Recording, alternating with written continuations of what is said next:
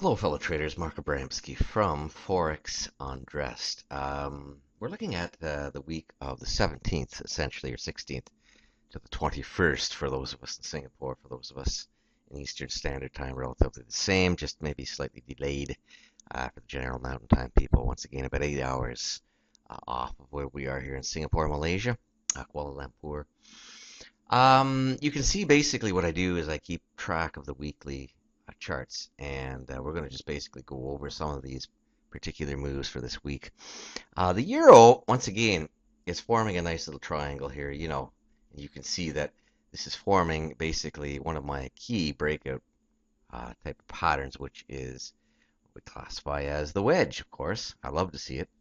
And what it signals is basically is that we're getting really, really close to a market bottom because price is exhausting itself. You see it continues. We've had a very long sort of move down, although it stayed sideways. Make no mistake, folks. This is just simply sideways actions. It doesn't actually enter into a new bearish market until it breaks this particular bottom here. So keep that in mind, okay? But you can see here that this particular pattern is making a very nice wedge, which should break nicely to the upside. We could conceivably see 3191, okay, 3139 area anyway. Again, it's not impossible to think of that.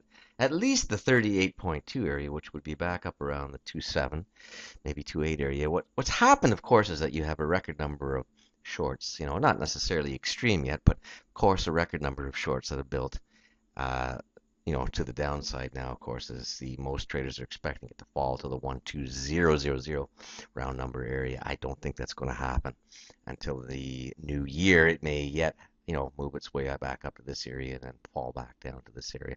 So once again, to shake out a few of the budding long positions, these are my particular looks for the week, so you have to keep that in mind. The US dollar franc is another one. You can see that it topped out on the weeklies here. It's done that now for 2 weeks in a row. So really, we kind of have to keep an eye on the fact that, it's forming a bearish top here, which is actually a type of pattern that it moves up to a particular area, moves down, gets more bulls in at this particular point, and once again, it washes and rinses them by coming below this previous dip in the market where most of the stops are. So we're looking at least probably a move down to the 9238 area, for the franc, perhaps even down to the 90111 area. Don't think that that can't happen, okay, folks, over the next 3 to 6 months, because we may be experiencing the top in the US dollar, the dollar index, the DYX, which of course, reversed very sharply on traders on Friday. So once again, this was the area that I was calling for the top. I've been calling for it for the last 2 or 3 weeks now. You can see why. Gold, of course, has moved up. We can see that it still needs to break the short-term trend line here on the weeklies. And the weeklies are what we look at in order to keep track of what's really happening in price, okay? It doesn't matter, what everybody's talking about. It doesn't matter what the bulls and the bears are saying. It doesn't matter really what all these particular so-called gurus are saying. What we need to keep in mind is the fact that, once again, we're making what looks to be a nice little wedge here, which it's almost broken, if not broken, to the upside. You can see it, and I think it has here. So it's pumped above the 100% Fibonacci here. And what I'd be looking for, at probably the most is for gold to make a move back to the 1338 area. It still has to get to the 1252 area, so we're not quite sure yet whether or not the bulls have regained control of the market. The reason why I say they may have done that is because most of the bulls have capitulated to the downside now. Of course, most of the signal services out there, most of the readers, that subscribe to these newsletters, everybody's calling for a move down to the 900 level. Well, that's all that's needed. That's in an order flow sense. That's all that's needed for price to reverse and to move higher. You can see that on my charts that I put on the signal service, where the A, 1, 2, 3, 4, 5 area. It may take us all the way up towards the 1471 over the next 3 or 4 months, 5 months. As we move along here, we see that oil, the third wave target has been hit clearly.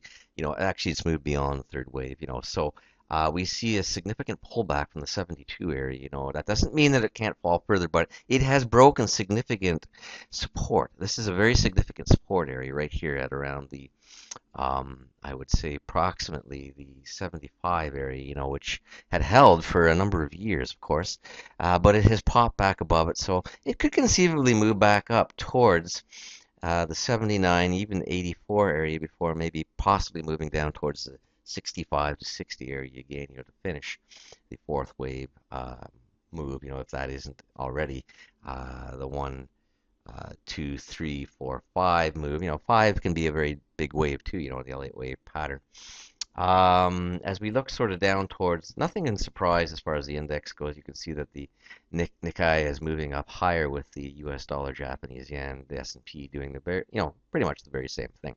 So once again, they remain in their bullish trends, and as we go along, we're not too much we're not really worried about any of the indexes because they have shown no signs over the last 6 years really or of actually changing directions. So they've been in a constant bull market since 2008. You can see that. The Dow is no different. The Great Britain pound, though, is one that we were talking about. Of course, its hit key here is it could conceivably move down towards the 23.65 Fibonacci. In which case, we'd have to look at the fact, is it really, correcting, or is it maybe moving into a third wave pattern? Is this actually just a part of a larger picture from a move up, or is it part of this sort of sideways pattern that's has existed since 2008? I suspect that that's the case, okay, folks? I suspect that the pound is indeed in its sort of sideways motions. It moved a little bit above the previous highs, not much, maybe what, a couple hundred pips, and now it's headed back down. So it's due maybe for a move back up towards the 1.6300 area from where it is now. It could fall to the 1.5300 area too, which is roughly around the 23.6 Fibonacci. If it does that, I'll consider maybe the long that's going to head up towards at least 100%, if not up towards the 161 over the next year, perhaps maybe 2 years. So once again, I'll be commenting on that. And this is how you sort of look at your position trades, because that's the way the big players, the institutional players, the commercial players are looking at the trades too. So and they're the guys that set there's the guys that set these particular trends in motion. So you can see that effectively the pound is still in somewhat of a sideways to bullish move. It may move down. You can see the line here if we draw it. It may move down into this area before it pumps back up again. But once again, we're talking about months. The Aussie, well, once again, it has corrected to the upside. It could conceivably move up to the 0.9075 area. That wouldn't be completely out of the picture either, where we would be reselling it, for a move down towards the 80492 area. The US dollar, Canadian, and once again, we're looking fundamentally. We know that the Australian Central Bank, the RBA, doesn't want the Australian dollar back up in this particular area. So it's going to try to force it down into this area here, folks.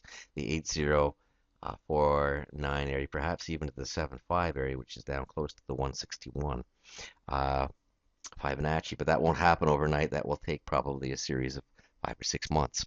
The Canadian, once again, seemingly has topped out in this particular area. It would make sense, once again, the Bank of Canada doesn't want the Canadian dollar too strong, neither too weak, but it's stayed within its channel. It hasn't really come out of that. So maybe it's going to move down as the dollar weakens over the next little while towards the 1.0981 area, which is a very distinct possibility. The euro we've gone through, and that really brings us to a close. That's how we look at our weekly charts, ladies and gentlemen. And of course we strap the fundamentals to our technical research, and we just have to sort of keep the big picture in mind, and that is very important in our research. Okay, so once again, we're looking at dollar weakness, which of course should cause the other correlating currencies to strengthen, and of course the other markets to do their various correlated moves, in relation to what the dollar index is doing. So stay tuned, and we'll continue to upgrade you as the week goes along in the Signal Room and Facebook. So take care.